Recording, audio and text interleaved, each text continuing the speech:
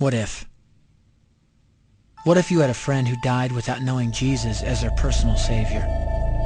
What if he or she went to hell? What if one day you received a letter in the mail from beyond? A letter from hell. A letter from your friend in the flames of eternal torment. The following is a dramatic presentation.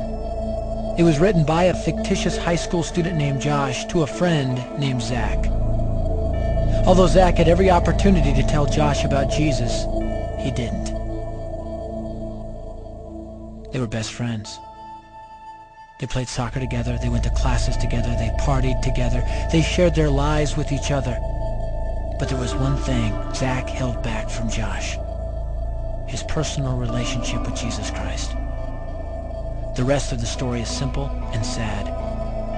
A few too many beers, a tragic drive home, a crash, a death, a funeral, a letter.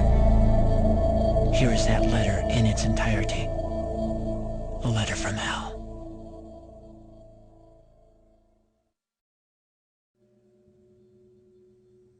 Dear Zach, I died today. It's a lot different than I expected. You see, I always thought dying would bring me into a world that's foggy and hazy. But this place is crystal clear. It's even more real than my life on Earth. I can think. I can talk. I can even feel. Right after the wreck, I could feel my spirit leaving my body. It was the weirdest thing, Zach. I thought I heard you screaming out to me, man. I must have been just imagining things. At first, I was just standing in line, getting registered, I guess. They asked me for my name and began to look in this thing they called the Book of Life. I guess they couldn't find it though, because this huge angel standing next to me grabbed me by the arm and started dragging me away. I was terrified. I had no idea what was going on. I asked the angel where he was taking me, but he didn't answer. So I asked him again. Finally, he told me that only those whose names were written in the Book of Life could enter into heaven. And the rest would be condemned to hell forever. Man, I was scared. The angel threw me into some kind of holding cell where I've been sitting and thinking for a long, long time. Do you want to know what I've been thinking about? I've been thinking about you.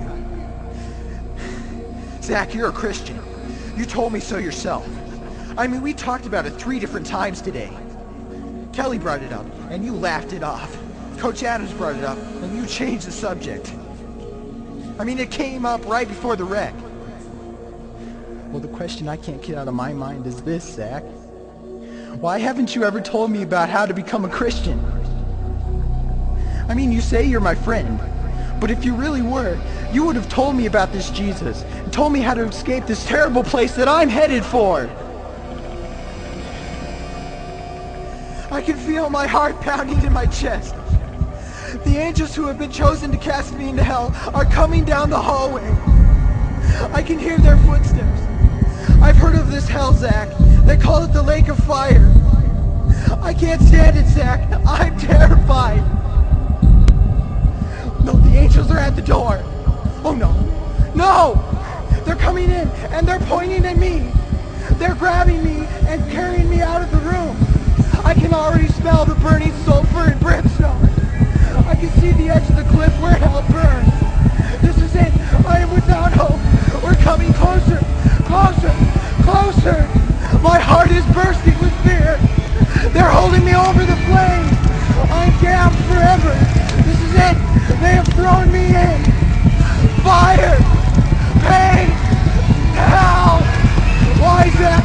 Why didn't you ever tell me about Jesus?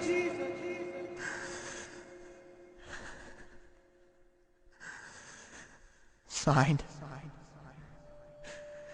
Your friend, Josh. Your friend, Josh. P.S. Welcome. Wish you were here. Wish you were here. Wish you were here. Wish you were here. Don't bother me. Don't bother me with souls to save. I have my own agenda. There's school to do, sports to play, important stuff to attend to. Don't bother me with my friend at work. He's got his own religion. I don't have time to change his mind. He'll make his own decision. Don't bother me with that little girl, the girl playing in the street. She's much too young to understand that the savior she can meet.